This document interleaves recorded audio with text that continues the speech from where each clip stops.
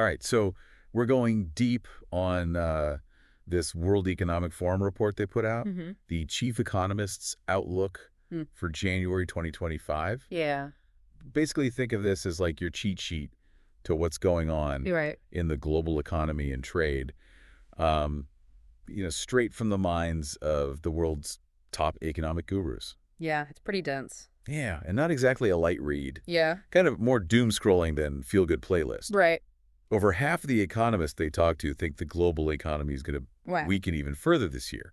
So why so glum? Well, I think the U.S. election really threw a wrench in things. Oh, really? Yeah, nobody can predict what the new administration will do. And all that uncertainty makes it really hard to plan anything. So it's not just about the U.S. economy tanking or something. It's more about what their policies might do to the rest of the world. Exactly. There's a 70% chance, according to the report, Wow, that the U.S. will slap new tariffs on, like, Chinese electronics. Oh, man. Which could raise your tech costs by, like, 15%. Oof. Add to that the fact that the IMF is projecting some of its weakest medium-term growth in decades. Yikes. And, yeah, it's no wonder economists are nervous. Makes sense. It's like the whole world economy is holding its breath, waiting to see what happens next. Yeah, that's a good way to put it. Okay, so we've got this uncertainty hanging over everything. Yeah. But then on top of that, the report also highlights some pretty wild regional differences. Oh, yeah. Like South Asia is expected to do well. Right. Especially India, and even the U.S. economy isn't in terrible shape. But then you've got Europe really lagging behind. Yeah, that's a big contrast. Why is Europe struggling so much compared to the U.S.? Well, a few things. Okay. Europe got hit really hard by the energy crisis. Right. Thanks in part to their reliance on Russian gas. Right. And then obviously the war in Ukraine has made all of that even more complicated. So energy instability is definitely a major issue. Right. What else is going on? Well, the report also points to financial markets and the potential impact of those U.S. policy shifts. For example, the anticipated tax cuts and increased public debt in the U.S. Could actually make the dollar stronger, which might sound good at first. Yeah. But it can actually make things more expensive for everyone else. So even if my country's economy seems okay, I could still feel the effects of these changes in the U.S. Exactly. And it's not just about the dollar. The report uses this term fragmentation. Fragmentation. Yeah, to describe what's happening globally. We're seeing less free trade, less movement of people and data, and more of these like regional blocks forming. So instead of this globalized world, it's becoming more segmented. Exactly. And there are a few reasons for this. Obviously, the tension between the U.S. and China is huge. Right. But we're also seeing more domestic political pressure. Like, immigration is a hot-button issue in a lot of countries. Yeah. And this push for, like, stronger borders and less globalization is definitely feeding into this fragmentation trend. It makes you wonder if this is just temporary or if this is like a new era of deglobalization. Yeah, that's the million-dollar question. And unfortunately, the report doesn't have any easy answers. One thing that really jumped out at me was how all the economists pretty much agree that prices are going up. Yeah. Like they're all saying, get ready to pay more for everything. It's not a fun prediction, but it's something we need to be prepared for. Right. The report breaks it down like this fragmentation is messing up supply chains. Okay. Companies are choosing to either reshore, which means moving production back to their home countries, or friendshore, which means shifting production to countries they consider politically reliable. So either way, it's going to cost more. Exactly. And we've already seen how fragile these global supply chains can be. Right. Like, remember the electronics shortage a couple of years ago? Oh, yeah. Or how about those empty grocery store shelves? It was crazy. Yeah. And then on top of that, you've got governments getting more involved in supporting their own domestic industries, which can also drive prices up even more. Yeah, it's a double whammy for consumers. Okay, so fragmentation equals higher prices. Not a fun equation. Yep. But the report did mention that global trade is still expected to grow despite all this. It is. Is there a silver lining there? I think so, but it's not going to be the same business as usual globalization we've seen in the past. Okay. Trade is changing, and there are two major shifts we need to understand. All right, I'm listening. What are the big changes? The first is regionalization. Okay. As the world gets more fragmented, trade is going to become more concentrated within specific regions. So like trading blocks instead of a global system. Exactly. The second shift is the rise of services trade. Okay. It's not just about shipping physical goods across borders anymore. What else? The trade of digital products, intellectual property, and services is booming. That's interesting. So what does all of this mean for me? That's a great question, and one we'll dive into in the next part of our deep dive. Okay. But for now, I want you to start thinking about how these trends might impact your daily life and the industries you're involved in. All right, I'll start brainstorming. Great. So it's fascinating to think about how these global trends actually play out on a smaller scale. Like if you zoom in on a map, you start to see all those details that you miss when you're just looking at the big picture. Exactly. When we zoom in on specific regions is when the report really comes alive. Okay, so let's zoom in then. Okay. Let's start with the EU. All right. The report doesn't exactly paint a pretty picture for them. No, it doesn't. So what's the biggest challenge they're facing? Well, one of the main things is just sluggish growth. Okay. They're falling behind other regions, and the forecast doesn't show them catching up anytime soon. Right, and we talked about the energy crisis before. Yeah. Which is still, having a ripple effect on their economy. Absolutely. The energy crisis has been a major setback for Europe. Makes sense. Energy instability can just throw a wrench into everything. Yeah, it really can. But is that the only thing holding Europe back? Well, no, not quite. What else? Europe is also dealing with this demographic shift. Okay. Their population is aging, which means a shrinking workforce. And that puts more and more pressure on their social safety nets. That's a challenge that a lot of developed economies are facing, right? It is. It's a global trend. But what makes it particularly tough in Europe? Well, Europe has this very generous social welfare system. Right. And as the ratio of working age people to retirees shrinks, it gets harder and harder to keep up with those benefits. Yeah, I can see how that would be a problem. It's a complex issue with no easy answers. So we've got the energy crisis and an aging population. What else? The political landscape is another factor. How so? Well, the rise of populism and nationalism in some countries has created a level of uncertainty that can really spook investors. Oh, yes, that makes sense. And when investors get spooked, it hinders economic growth. So it's like a recipe for stagnation. Kind of. But it's not all doom and gloom. Okay, good. There are some bright spots. Yeah. The report points out some of Europe's strengths. They have a highly skilled workforce. That's true. And a really strong foundation in manufacturing and technology. Right. Plus, they're actually leading the way in the green energy transition. Okay. Yeah. Which could create some really exciting new economic opportunities down the line. So there's potential there. Definitely. All right, let's move on to China. Okay. They're another economic powerhouse. Yeah. Facing, a unique set of challenges. For sure. Their economic slowdown has been making headlines.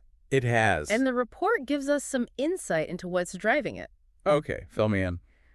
One major concern is their property market bubble. Right, I was reading about that. It's like teetering on the edge of bursting. Exactly. And the report suggests that China's reliance on real estate investment to fuel their growth is becoming unsustainable. Okay, and then you've got those ongoing trade tensions with the U.S. Yeah, those definitely haven't helped. Which have, really disrupted their export-driven model. Exactly. They're having to rethink their whole strategy. And then let's not forget about the impact of their zero-COVID policies. Right. While those policies were effective in controlling the virus, they also led to these widespread economic disruptions and a lot of uncertainty. Yeah, it was a tough balancing act for sure. It was. So on top of all that, China's also dealing with rising debt. Yes, both in the government and the private sector. So it's like this complex economic puzzle. It is. It's a lot to unpack. So what's the prognosis? Can they turn things around? Well, the report suggests that China needs to make some major changes. Like what? They need to shift away from their dependence on exports and investment. Okay. And focus more on boosting domestic consumption. So basically get their own people to spend more. Exactly. And they also need to find ways to manage those rising debt levels. That sounds like a tall order. It is. But China has a history of defying expectations. That's true. Okay, so we've talked about Europe, China, and the U.S. What about the rest of the world?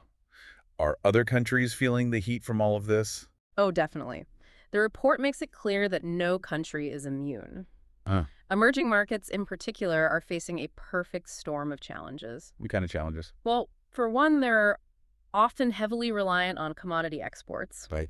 And those prices have been all over the place lately. Yeah, that's got to make economic planning really difficult. It does. And then on top of that, you have rising interest rates. Right. Which makes it more expensive for them to borrow money. Okay. And that can really stifle investment and growth. It's like they're getting hit from all sides. They are.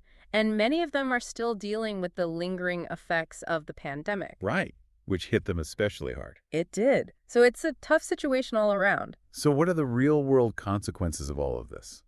Well, the most immediate impact is on the cost of living. Inflation is a global problem right now. It is. And it's eroding purchasing power for people all over the world. Yeah, we're all feeling it in our wallets. Exactly. Yeah. Whether it's at the grocery store, the gas pump, or just trying to pay the bills. Right. It's getting harder and harder to make ends meet. It is. And then there's the impact on jobs and livelihoods. Okay. This kind of economic uncertainty can lead to job losses, wage stagnation, and a decline in living standards. It's a domino effect. It is. And when people are struggling economically, it can lead to social unrest and political instability. It's all connected. It is. Economic well-being is closely linked to social and political stability. So we've painted a pretty sobering picture here. We have. Is there any reason for optimism? Any good news? Well, the report does highlight some emerging trends and technologies that could potentially reshape the global economy in some positive ways. All right. I'm ready for some good news. Tell me more. So where are those bright spots? Where's the hope in all of this? Well, the report talks a lot about this rise of the digital economy. Sure. You know, the internet e-commerce, all these digital platforms. Right. They're opening up all kinds of possibilities for businesses and consumers. Yeah, for sure. It's not just about, like, buying stuff online anymore. Right. We're talking about entire industries transforming, like, healthcare, education, finance. It's like a whole new frontier. Yeah, exactly. Yeah. New jobs, new markets, entirely new ways of doing business. Wow. And it's not just happening in wealthy countries either. Oh, really? Yeah, emerging markets are actually like skipping over old technologies and adopting digital solutions super fast. So they're like leapfrogging ahead. Exactly. And that has the potential to even the playing field a bit. You know? Yeah, make things more fair. Exactly. Drive more inclusive economic growth worldwide. That's great. But it's not just about the digital world. The report also talks about the importance of sustainability. Okay. Like all this stuff about ESG investing and the green energy transition. Right. I keep hearing about that. Yeah, it's all part of this bigger trend where we're finally realizing that we can't keep sacrificing the environment for economic growth. Yeah, like profit and planet have to go hand in hand. Exactly. And the shift towards sustainability is creating all these new markets and investment opportunities. Like what? Just look at renewable energy, clean technology, sustainable agriculture. It's booming. It sounds like businesses that can embrace sustainability are going to have a real advantage. Absolutely. But it's not just about businesses adapting. Right. Governments have to play a role too. Definitely. Governments and policymakers have a huge role to play. The report has some specific recommendations. Okay, like what? Well, first of all, they need to create a level playing field for businesses. Okay. Fair trade policies, a predictable regulatory environment, a commitment to open markets. So basically foster competition and innovation. Exactly. Instead of putting up barriers. Right. They also need to invest in things like education, infrastructure, research, and development. Yeah, the building blocks. Exactly. The foundations for a strong economy. It's about playing the long game. It is. Setting the stage for long-term growth. Not just chasing those quick wins. Right. But what about the people who are struggling right now? Yeah, that's a good point. What can be done to help them? Well, the report really stresses the importance of social safety nets, especially during times of economic uncertainty. You know, we need to support the people who are struggling to make ends meet. Right. Whether it's through job training programs, unemployment benefits, other forms of assistance. It's about building a more equitable society. It is, where everyone has a chance to thrive. I like that. Yeah. So big picture. Yeah. What are the key takeaways from all of this? Well, I think the biggest one is that we're in a time of massive change and uncertainty. Right. Nothing stays the same. Yeah. The old rules don't apply anymore. We have to be ready to adapt. Be flexible. Exactly. But there's also opportunity in all this change. Good. The digital economy, the sustainability revolution, all these other trends, they're transforming the world, and that's exciting. It is. Yeah, it's a time for innovation and bold thinking. For sure. And I think the most important takeaway is that we're all in this together. We are. The global economy is connected. Right. The choices we make individually and collectively will shape our future. That's a powerful thought. So it's not just about me and my little corner of the world. Yo. We have to think bigger picture. We do. And work together to build a better future for everyone. I love that. This has been an awesome deep dive. Yeah. Thanks for breaking it all down for us. My pleasure. And to all our listeners, thanks for joining us on this journey. Yeah, thanks for listening. We hope you found it insightful and informative. We did our best. Until next time, stay curious, stay engaged, and keep exploring the world around us. Absolutely.